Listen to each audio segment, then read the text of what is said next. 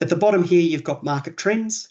And once again, these are the sales trends, always understanding that your last 12 months of sales are always going to look a bit skew-if because it's not a full 12 months. Yeah. And at the bottom of the page, that's it. So we've got agent summary, and you can add an agent summary up to about 5,000 characters here. And the reason we haven't put any templates in here is so that if you and I were using exactly the same appraisal and you and I were going in against each other, the vendor's going to see different appraisals. There's not going to be a set comms for vendor paid marketing. There's not going to be a set section for this is how much we're going to charge. You can put in your own words here. But what we've also done and what we've also added now is you can add your own section. So from here, this section may be here, marketing campaign. So what you can do here is marketing campaign. You can drag in a PDF which has all of your marketing paraphernalia, and you can save that. You could do another one that might have your recommendations from clients. So you could have all of those done and listed and drag that in. You might have another section on your awards won. You can do that. You might have another section on your office overview. You can do that. And you can just keep doing as many of those as you wish. You drag them in. And once you've got them into here, if this is not in the order that you want, or you want to turn something off, you simply turn these off, and you can actually just drag these into any order you wish. Yeah. So you can drag those into the order that makes sense for what you're trying to do. It's total customization, which is brilliant. Yeah. Completely customized. And look, Andrew, once again, the reason I've done that is so that if the two of us were up against each other from different agencies, same property, we're using the same platform, your proposal and my proposal are going to look similar, but not identical. And that's something that we've had our clients plead with us to change, where they were sick of going in and they were using the same program as somebody else, and their two templates were literally, except for their office logo and their photo, their two presentations were absolutely identical. Agreed. That's absolutely agreed. So this is a great market differentiator as well from that point of view. Thank you, agent. So look, I'm not going to, you can generate that report. It generates the PDF. Once again, for time, I'm not going to go through all of that. But what I will show you is once you've generated that report, all of your reports actually are kept in your report section forever. So you can open these up and download them as PDFs to your cloud or to your hard drive, whichever way you do it. But if for some reason you hadn't done that, or they were deleted, or they were lost, they are here for as long as you wish them to be, unless you wish to actually remove them. You can change them. So the classic case is you've appraised this property, Mark hasn't gone to market. But in 6 months' time, it comes back, you've got an alert on the property, you've rung Mark to see if they're interested. It turns out Mark's about to subdivide. He'd like you to be the agent to take the property to market with the subdivision. You can come back 6 months later and see what you actually appraised this for 6 months ago, and it's sitting there ready to go. Likewise, once you've got a few here, this is all reports. You can look at it just as sales reports. You can do rental reports and indeed suburb reports, which I'll show you in a second. So that's just a really nice way of doing the reports. So let's go back into search, and we're going to do exactly this. We're going to do the same property again. So at this stage, we've listed this property. So you and I I'm the vendor. I'm really happy with what Andrew has done, and we have listed the property.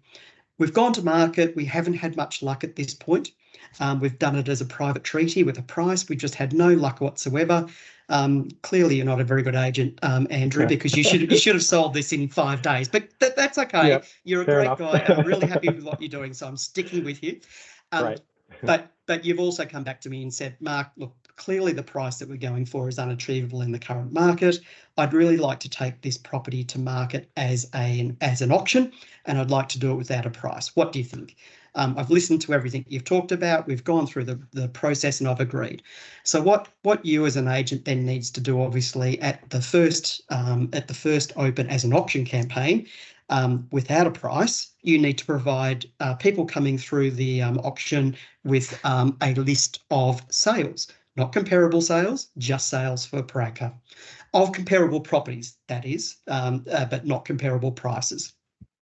So you're making no comment on the comparability of the prices, but you are comparing a house with a house. So what we can do here is we can jump in and we can go back to reports and we can do a new report. And in this one, we're going to do a suburb sales report. So in this case, it's, oops, it's Paraka. We're going to do, we can do a custom range, but we're probably going to do all of the sales. You tell me. I'm assuming 12 months is what most agents would do, Andrew? That's a really good cycle, 12 months, yeah. I mean, probably it depends on the volume of sales in an area, but yeah, 12 months is pretty good for that. So let's do 12 months, and we're just going to do house sales. Yep. And that's all we're saying it is. It's nothing else than house sales in the last 12 months in Paraka. So once again, I've got some templates saved in, and those templates, I can change these photos. It may be indeed what you would do here is put the front photo of your house on here. So this would be the front photo of the house. Once again, I can turn these on or off, and straight away, just like that, we've got all of the sales from the last 12 months in Paraka, which sit into houses. Now I can change these. At the moment, I've got it from high to low. I can change anything I wish from that point of view. I can make comments, and indeed, that one actually has picked up. So interestingly, this one, this one's picked up some commercial property. So I haven't quite got all of my settings correct. So I can go back and do that and change the settings so that's correct. But in this case, it's actually picked up some different properties. So what we're doing in this case is, and forgive me once again, that's user error, but assuming that I've got that correct, I've got all of the properties that I'm looking for. I'm not commenting on them. It's just simply listing them as sales of properties. Once again, I can add my own section in here. So I can put my own section in here. I can actually take out the sales summary. So that was the map. So I can take that out straight away, and I can actually change all of those. In terms of display settings, I can put in days on market, last listed, wall materials, and how long on market. I can change that as I wish to. And what I'm going to do is I'm just going to go back to reports. And there's one that I would like to show you, which is one I did do, and I did this correctly. And this is one. One prepared earlier, Mark. One prepared earlier. So this is one that I did prepare earlier where I didn't have user error. And this is one where you've got all of your sales of houses in Paraka, although it has picked up something that is outside of a house. It's an odd one. And it's not making commentary. It's there for you to hand out at your open. It will pick up the stamp values. So where it's a stamp value, we make it very clear that it was a $0 sale and the stamp value. So on that one, you are legitimately able to comment on that to say that that was an off-market sale. So you have there is no dramas in that example of explaining that's an off-market sale, but we will have those in there as well for you, just to show you that it is a full vision of all of the sales in that suburb in a time area. That's excellent. And it's one of the challenges as an agent when I was practicing was actually picking up that, because the other thing as well is your neighbor, if the property is in the vicinity of the property, the target property, yes. The neighbors generally know that it's been transacted. But we had no way of actually finding out what that property actually sold for. So that's a fantastic facility in its own right. Correct. So that's a really brief overview, Andrew. But what I would like to show you too now is one of the other features of the platform for our viewers, and that is the way we can search properties. So we've got this very quick search. So you can quickly search a property where you just simply type in the address of the property and it takes you straight to the property. But you, in your history, as I did, you would have had properties where the potential vendor gives you the address, you type it in and nothing comes up. So it's very frustrating. Now, the address they've always gone by is actually, for whatever reason, it's not the gazetted address. So there's a few ways we can get around that. The other unique feature we have here is that we are two databases. We are both a real-time database and a sales database. So what I would suggest is that you start your search in the real time. And the reason for that is the real time covers all of those properties that have not transacted since 1993. So for all those properties that have never transacted, this covers those properties. Okay. This also covers, Andrew, all of those properties that, argument's sake, I bought a property off you 5 years ago in Blackwood. It was on 1,500 square metres. Since that time, I've subdivided the property. It's now not the same CT. I've knocked the house down, but I've never transacted again. I still own both new properties. But instead of 1,500, there's two 750 square metre allotments with new CTs and new homes. This will pick those up. So there's a couple of ways we can do that. We can do our advanced search. We can search a specific property. Once again, we've tried the address, it didn't work. If we've got a title, we can use the title, or we can use a valuation number, which is fantastic. And just out of interest, once again, for some of our country brethren, we cover off CT, CLs and CRs. So for all of those shack owners, which frustrates, I know, a lot of our real estate agents in the regions, we cover that off. The other way we can do it is we can actually also cover off, we can search a street. So you may not have the address, but you can actually just search the street and it will pick up all of those properties in a particular street and you can cover off on that street. So that's a great way to do it. The third way, though, is the way I really like to do it. And what you can do is you can also, and I'm hopeless, I'm not quite sure how I'm going to find Baraka, so I'm not going to try and find Baraka. I'm going to say it's in Andrew's farm. And I can just go straight to the map. I can find the area that I'm interested in Andrew's farm. I know the exact house. The address I've been given isn't what marries up. I know that's the property. I can view that both as satellite or as a map, and I can highlight the properties this way. What I can then do is one of two things. If I'm still not quite sure about which property it is, I can use my little drawing tool here and I can actually just draw over the areas, and that shows me straight away which houses are there. Right. And so on the right-hand side, as I hover, you'll see on the left-hand side those properties are highlighting and vice versa.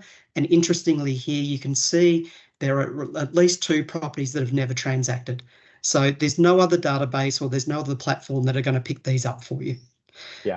But once I've identified the property that I'm after and I know it's this one here, that's the one I was interested in, I can actually just click straight on that property, or indeed I can also click my tool here and I can click straight to that property and it just highlights that property. Excellent. Turn that off, right-click the property, and there it is. It takes me straight to the house. So it's 50 Federation Way. I had one of 50 was what the vendor had told me, but it's actually 50. As I go down, and you can see here, this actually was on the market in 2019. It was on the market for 30 days. The gazetted sale price, the final price, was $234,000. So once again, that's taking me to the property. You can see here on the right-hand side, as we talked about before, you've got both primary school and secondary school zones where it's zoned to. Yeah. And in this case, I can go to the title, confirm the title was the correct title, and most importantly, this is 50, it's not one of 50. So I can confirm all of that. I've done all of this just in a general search. It hasn't cost me anything outside of my subscription, and I can search as many properties as I need to. Excellent. So from that point of view, I think that covers off in a relatively short period of time. That covers off what we were trying to actually ascertain. It gives a very brief overview of the power of the platform. We've tried to make this really intuitive, Andrew, so agents can do this quickly. They can jump in, they can do a really quick search, grab the information they need and run. Alternatively, if the property they're looking for is not cookie cutter. So I used to sell in an area which was not cookie cutter. It was we could have one street, and in that street we could have $250,000 difference between houses next to each other. Our searches weren't cookie cutter. We had to take a lot of time and really nut down our searches. we've also put that capability back into the platform. So in those circumstances, you can do that. And if you segue that once again to our regional customers, virtually none of their searches are cookie cutter. They really have to nut down into some really detailed searches to get a data set to make a comparison and do an appraisal.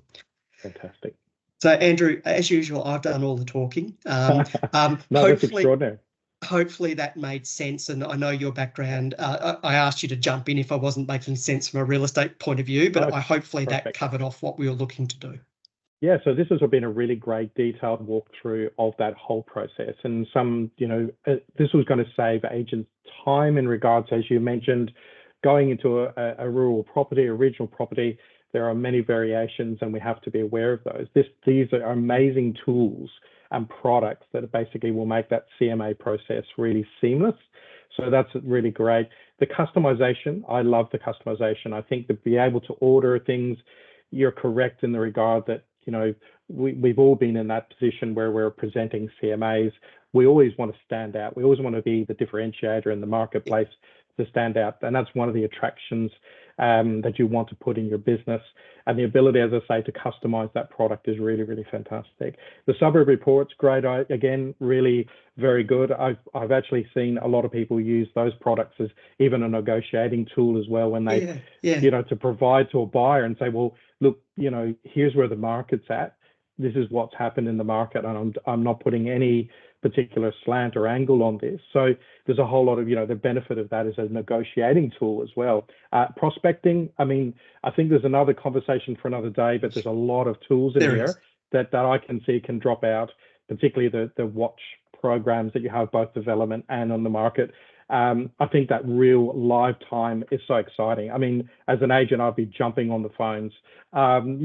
We've noted that this is, and so it shows that you're knowledgeable in that particular area as well. So I think from that point of view, when we're talking again about regional or metro, to be the agent of choice, you need to have knowledge. Knowledge is power. And once you can provide that knowledge and transfer that information to your vendor, again, you're a differentiator. You're not just that, to use your terminology, just a cookie cutter sort of agent. You are standing out of the crowd. And that's what everybody's searching for, is that 1%er that makes a difference. And I think this goes well beyond 1%, but at the end of the day, it allows you to be that differentiator. So Mark, I just want to say thank you very much for sharing that amazing amount of information. And hopefully this will be really helpful for all our agents here starting into this process, or indeed having invested in Property Edge and wanting that really refresh and update. That's amazing. Thank you. Fantastic. Mate, thank you for your time. Just a quick shout out. I'll see you and many of our listeners next week at REISA. And indeed, we will be highlighting the program. So we'll have it running on the big TV. We'll have laptops there for people to jump on and have a play around with. So for anybody who wants to come and have a chat to myself and my colleagues, we'll take you through the program and you can have a real-time play around with it at REISA's conference next week. Fantastic. Yes, 2nd of May. And if anyone hasn't booked yet, get your tickets. They're selling fast. They're the hottest property in town. Definitely, we've got a packed agenda for the day. So, Mark, don't get me started on that because I've just worked the last 3 months on just working this conference. So, yeah, I'm really delighted you guys will be there. So, I'm really excited to see you there. Andrew, thank you so much for your time. Thank you to all our listeners, and have a great week. Thank you. Bye for now. Bye.